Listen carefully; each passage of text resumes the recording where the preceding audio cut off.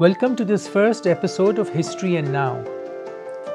In the last few weeks, we all have seen the videos of the flooding caused by the monsoons. Is this our fate? To constantly wade through drain water? Or is there something in our heritage that can guide us in making better decisions? Let's start with the Harappan or Indus Valley civilization. In fact, let's just go one stage further back in time. 2000 years before the Indus Valley civilization emerged, there existed the human settlement at Mehergarh in modern-day Balochistan. Archaeologists have determined that Mehergarh existed from 7000 BCE to around 2500 BCE. The people there farmed wheat and barley and kept sheep, goats and cattle. They used stone axes and developed many other tools, including tools to practice a type of dentistry. Evidence shows that they used very fine stone to drill human teeth in vivo, meaning while the person is alive. This level of sophistication in tools and crafts and processing led to Mehergarh becoming a center of agriculture and possibly one of the earliest such places. However, around 2500 BCE, Mehergarh started to decline, and it is believed that the population had started migrating closer to the Indus River, to the emerging settlements like Mohenjo-daro. What caused this move? Was it a fall in the water table that caused agriculture to decline? This is a crucial lesson for us as well. Stressed water resources and the effect on agriculture and food security is a cross-border issue facing Afghanistan, Pakistan and India. Over-farming and overgrazing of arable land also leads to a decline in productivity. Were these the reasons for the eventual decline of Mehergarh? The settlements at Mohenjo-daro and Harappa have been dated to 3300 BCE, and the excavations have revealed a sophisticated urban settlement with a grid network of streets, sewage drains, water supply system, and double-storied houses built using baked bricks. The inhabitants were also able to produce handicrafts and metal products, which are again indicators of their relative advanced skill levels. The pottery figurines they made help us in documenting what crops they grew and livestock they kept. Archaeological discoveries of Indus Valley artifacts have been made in Mesopotamia, modern-day Iraq, Turkmenistan, Iran and Oman, and these show that trade was carried out either using land routes or by sailing flat-bottomed boats. The movement of people from one region to another for trade or to pursue economic opportunities is as old as recorded human history. Imagine that.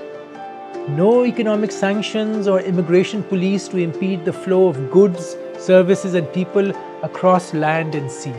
In our modern world, when a neighboring country is under sanctions, it creates tremendous difficulties in the region and the spillover is messy and problematic. Looking at Harappa and Mohenjo-daro, we can see that they had storage areas for grain, which is evidence of agricultural surpluses in wheat, barley and cotton. And that provides a major clue for their commercial activity. Even today, in order to take advantage of opportunities, a country must generate a surplus of commodity or product to have a stable trading system. Efficiency in agriculture or industrial production allows the national economy to produce more at a lower cost, which is essential for trade and economic prosperity. The layout of the cities at Mohenjo-daro and Harappa show an organized system to deal with drainage from houses and a clean water supply. This is almost 4,000 to 5,000 years ago. Sewage was removed by underground drains. Water from bathrooms, from the upper floor and roof were carried away using terracotta pipes or open chutes, which emptied into covered street drains. Most houses had a private well, and there were step wells similar to Baulis in public areas like the Great Bath of Mohenjo-daro. Throughout human history, clean water and cleanliness has been associated with religious purification rituals. Archaeologists have even found several brick containers believed to be for public waste disposal. This is one of the earliest known examples of public waste bins. Yet another incredible feature of the layout of the Indus Valley cities is their balance with nature. The north-south alignment of long primary streets at such an early period is unparalleled in history. The street pattern was designed to catch the fresh breeze, and probably for the same reason, the house ventilation opened towards the side of the main streets. This arrangement and the high sense of sanitation and strict observance of the rules of regularity can be grounds to suggest that these were disciplined and organized communities. Imagine that. These inventions are from our ancestors, and yet, just look around at us and our streets. The inhabitants built such a system using their knowledge and skills, and today we have regressed and are unable to build the infrastructure required to support our towns and cities.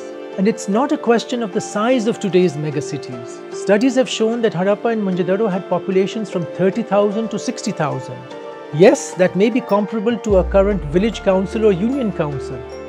But look back at the videos shared over the past weeks. Even our villages have pools of stagnant sewage and rainwater.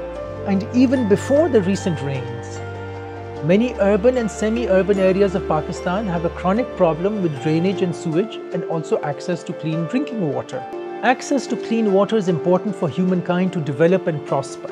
Like the Indus Valley civilization relied on the Indus River, the Nile Valley civilization depended on the River Nile, the Babylonian civilization relied on the Tigris and Euphrates rivers, and the great civilizations of China developed in the basin between the Yangtze and Yellow rivers. As we saw with the decline of Mehergarh, changes in water availability can be catastrophic, as is water contamination, which harms humans, crops and livestock, and therefore threatens production of food, crops and produce.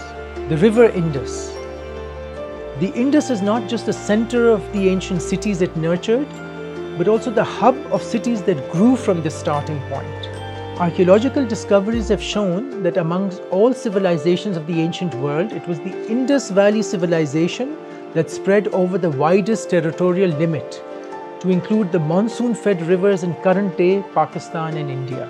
From the right bank of the Chenab River at Akhnur near Jammu, to Alamgirpur, a settlement on the banks of a river Jamna tributary near Delhi, and from the mouth of the river Narmada in Gujarat, to the banks of the river Dasht near Gwadar in Balochistan. Even the name of the river, Indus or Sindhu, in ancient Sanskrit has been used as an identifier of the region. The word Hindustan is a Persian term that is linked to the Sanskrit term Sindhu as land of the Sindhu river.